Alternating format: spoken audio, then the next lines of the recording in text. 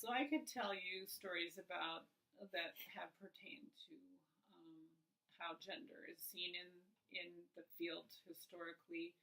Um, for example, we teach a 19th century literature course, and all the authors are male. Mm. And when I first came to the university, I wanted to include some female authors, so I did that.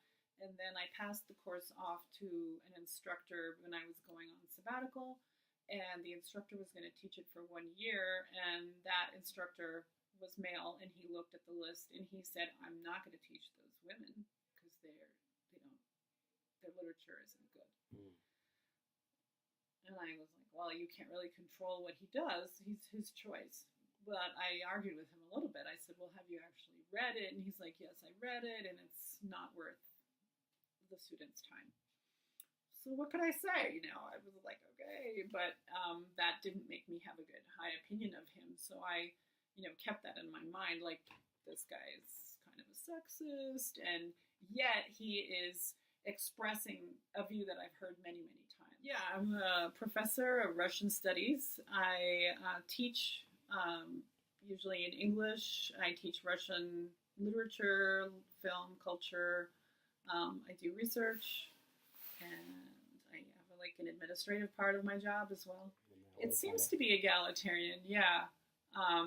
Now, as far as rank goes, for sure there's more male chairs than there are female chairs. But in our department, we tend to rotate them, and it's usually like more that people say, I don't want to do it, rather than, because it's viewed as a burden.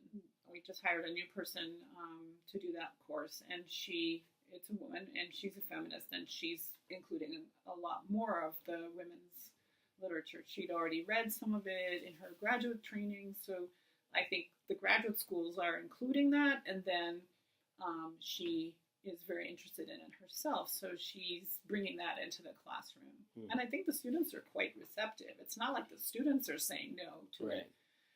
It's just the professors that sometimes have these, I think, a little bit of tunnel vision.